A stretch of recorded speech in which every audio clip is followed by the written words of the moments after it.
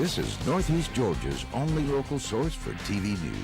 From the Grady College at the University of Georgia, this is Grady News Source.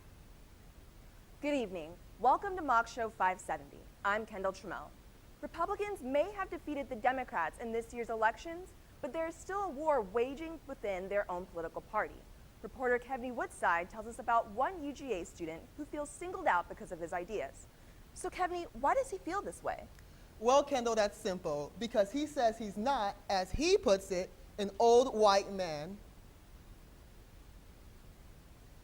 I'm going to law school, and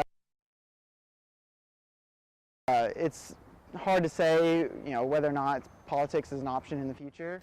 That's Sean McKenzie, and his dream has always been to get into political office. Despite being a full-time college student, McKenzie found the time to become commander of his ROTC unit, chairman for the UGA College Republicans, and supporter for Nathan Deal.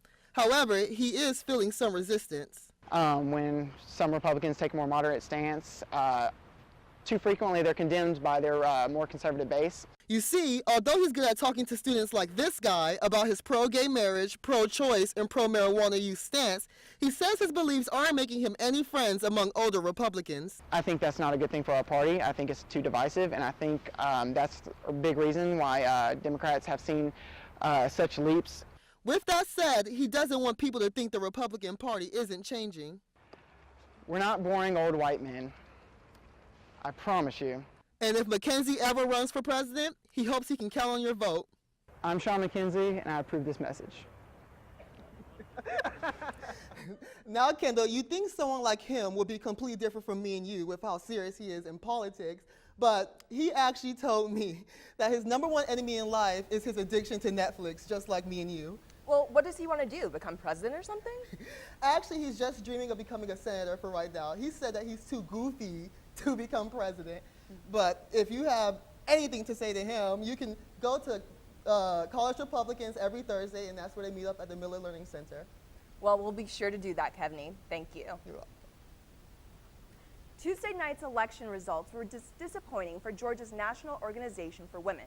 There are 100 women in Congress for the first time ever, but none of them are from Georgia. Georgia Now is asking supporters to join its pledge of action to make women's rights the leading issue in the 2016 election. The pledge has 32 out of 50 actions taken as of today. Now, you might have been sick of all those negative campaign ads for the last few weeks, and it may not be of a consolation, but Georgia's ads were a lot better than a lot of other states. The Center for Public Integrity says less than half of Georgia's political ads for the U.S. Senate race were attack ads. States like Kentucky, Minnesota, and Kansas had more than half. North Carolina had the highest percentage of negative ads with 67%. UGA professor L.J. Shen says candidates use this strategy so often because it works. Well, it makes you angry, that makes you pay more attention. More than 74,000 political ads, including both negative and positive ads, appeared in Georgia's election this year. Coming up next, see why selling alcohol on Sunday could be a good thing.